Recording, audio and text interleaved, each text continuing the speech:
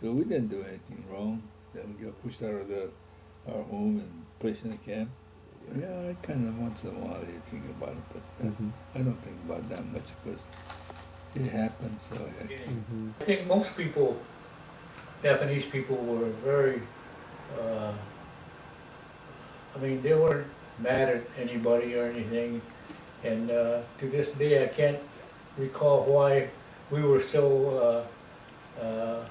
We went so obligingly, you know. I mean, well, you forget that the army, they had soldiers with bayonets, and you know, were bearing arms with rifles, telling us to get on the train and do all these things that were against your civil rights, you know. So that's why people question me. Even today, people say, "Well, why you guys? Would you go on the train and go to Hart Mountain for the internment camp? If you put behind barbed wire fence." Well, they don't realize what the situation was at the time, you know. Nowadays, it's all over. You can say, "Well, hell, I could have stayed back," and there was guys that I knew that didn't go. They were arrested and put in jail, but eventually they came back and joined us after they were released. But they protested going peacefully. They said, "To hell with you guys. I mean, what right have you to tell me where I'm supposed to go?" You know, and so well, the army just put them in jail, and I don't know how long they stayed. But this was wrong. You know, we knew it was wrong, but we just naturally went along with it. That's one thing that we never get over with. Why we went so peacefully, you know, when today, if something like this happened, we'd even get active and riot and do things like that, you know, protest more vigorously instead of just quietly going because there was an act of Congress said that all Japanese were to be evacuated from the West Coast, you know.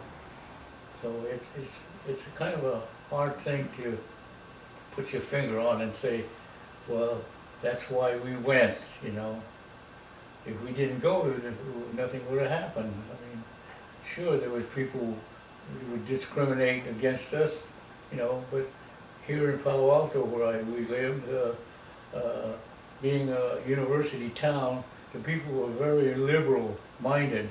I mean, they didn't harbor any prejudice towards us, you know. I mean, and I noticed that even I had some black friends that I went to high school with, and they always told me too, Palo Alto is a good place to live because they don't feel that racial hatred.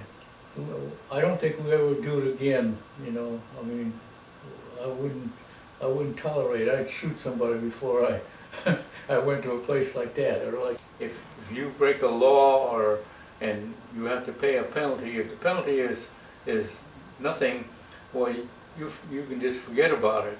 But if you penalize with a high penalty, you're going to remember. You're not going to break the law again. You don't.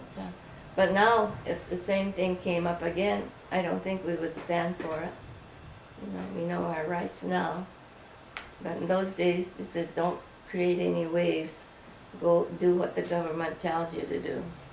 Anyway, I hope you guys never have to go through that again. I don't think you'll ever will. I think the government learned. And also we were, after so many years, in the last, 15 years or so, they made an apology to us, and we were all awarded $20,000 apiece. $20,000, to me, if I had to take $20,000 or stay out of camp, I would not accept the $20,000. I would rather be out of camp, you know, and do what I needed to do. President Roosevelt, who's the one that signed the executive order to push all Japanese out into the camps, what would you say to him? I said he made a mistake. I think he figures he made a mistake too.